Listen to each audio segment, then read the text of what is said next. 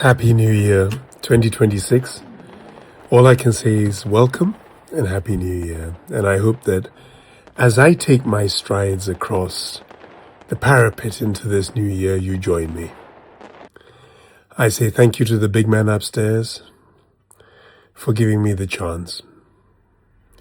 And as I look into 2026, I know I do so with colleagues. Yeah, I wear the hat of the president of Rugby Africa. My actual job, as I keep saying, is the chief marketing officer. 2023, 2024, 2025 has taught me an awful lot.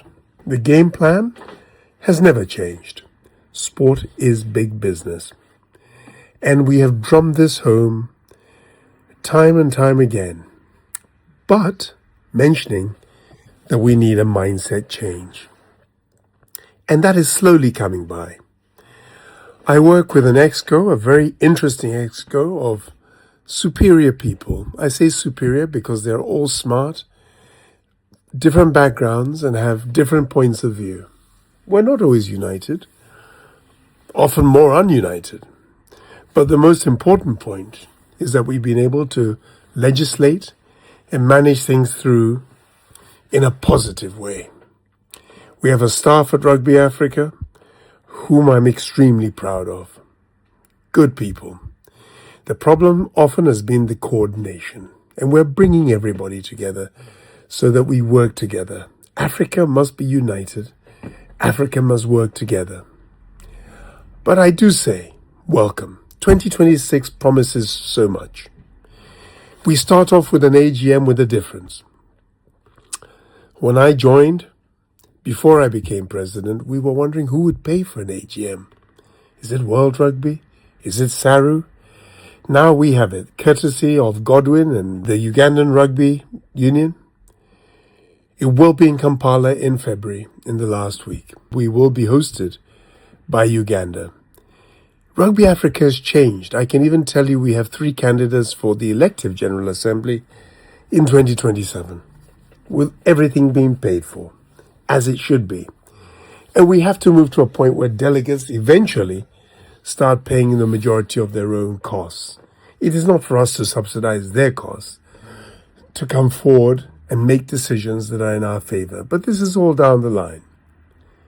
The important thing about this General Assembly is that it is party elective. Treasurer to be re-elected or to be confirmed, we have Kevin Venkia there, who I highly recommend that we vote in again. This may be irregular, but I'm looking for continuity. We're then looking for a replacement for my dear younger brother, Aaron Jani, who passed. And therefore we're a 10-man exco, and it is important that even though we are allowed to go between 7 and, I forget the number, 13 or so, that we do have an additional place. I have somebody in mind, but I won't influence it at this point, except to say that the concept that sport is big business, mindset realignment, and hopefully the person thinks and works philosophically like myself, that will also occur in Kampala. So that is big. Kampala, though, is one of the most relevant AGMs we'll have. Constitutional review, which has been through its paces over 3 years. Arguments backwards and forwards on processes, on content, on detail. What I can say is that it's going to be one that seeks to bring Africa as one. No Francophone, no Anglophone, as one. It's going to be one in which gender plays a big role in terms of trying to legislate to ensure that we have more women on our exco. After all, our general manager, Maha, is a woman. And the World Rugby Relationship Manager, Coralie, is a woman. Ironically, my own office is run by women. The current president of Kenya Rugby is a woman. The current president of Ghana Rugby is a woman. And the current president of Guinea, Mariam, is a woman. We have excellent women in Africa. Look at Udia, extraordinary woman who's on the exco along with me. Adisa and others who are phenomenal ladies. Not to forget Paula, the great Paula Lanka, who is also a woman. Many others from north to south. When I speak to my brother Mark Alexander, he has a plethora of extraordinary women around him. Tunisia have Maha, Morocco have Leila. What can I say? It is a time for us to integrate more women into senior leadership on our exco. And another woman, Claire Barral, will be attending the General Assembly.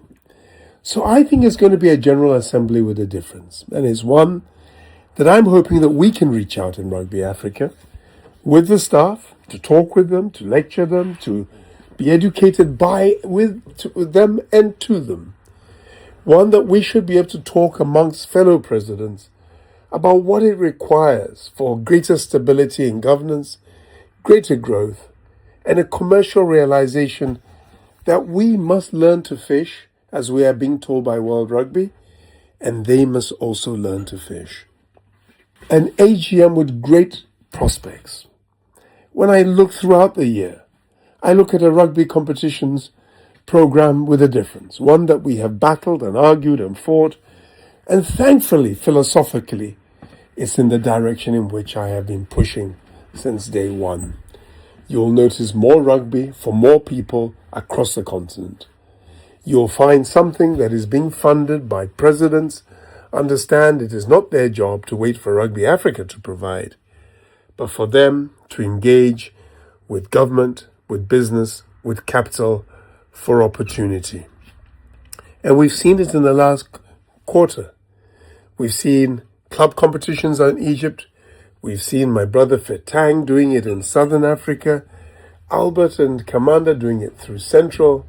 Eastern, we already know. And we've seen it in West Africa with Rafatu and the presidents, Lucas, Ludwig, Hervé, Dr. Ari, Sangari, Dauda, my son Nuru, all of them participating, and that excellent military team from Senegal also coming down. Rugby really has started to explode, and Rugby Africa must keep up with it, and we will discuss it in terms of what we do in terms of training, in our applications, and really to support a process. Because in the 2025, we set records. We don't have to dote on the Women's World Cup in England, where nearly 82,000 people attended the final. What about the Rugby Africa Sevens, in which Mudiwa made sure that every referee and official was a lady? We are progressing in the right direction, and that is beautiful, and beautiful to see indeed.